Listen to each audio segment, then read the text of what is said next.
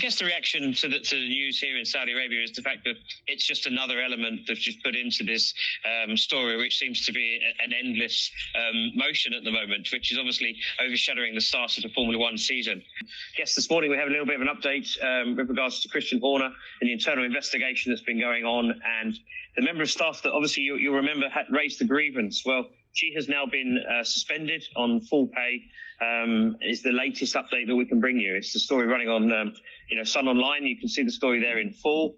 But that is the update. There's so much interest in this. And of course, it's just another element. Am I surprised to see it happen? Probably not. I think that obviously the two, didn't agree. There was the grievance claim. So I'm not entirely surprised by this. There's no statement as yet. I don't know whether Christian will be talking about that, whether he'll be allowed to talk about it. Yesterday was interesting. We spoke to Max Verstappen, who obviously sided with his dad.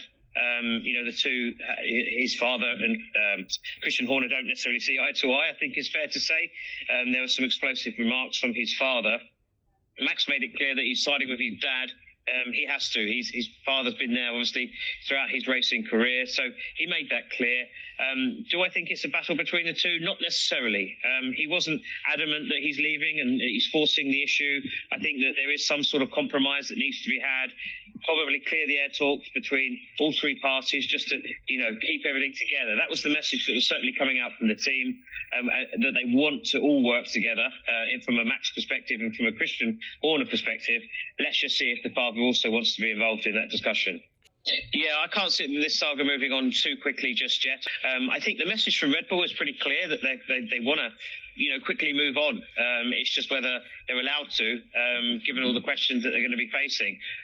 Christian and Horner is due to be supported by some key allies within Red Bull. I think that they'll be coming to the race.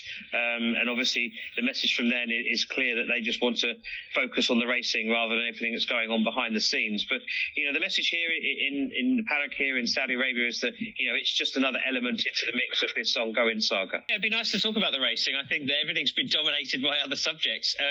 Of course, Max Verstappen won the season opening Grand Prix by an astonishing margin, over 22 seconds ahead of his teammate, Sergio Perez. So I think Verstappen will go well here again.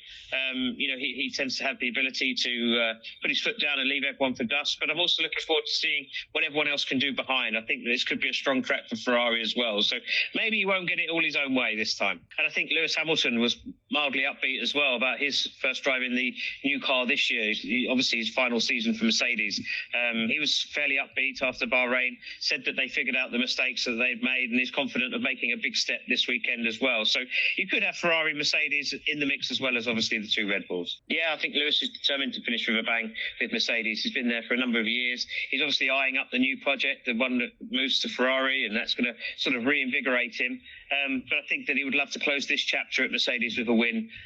He's gone winless. His last win in Formula One came here in 2021. So a hell of a long time ago now. And I know that he is desperate to get that victory.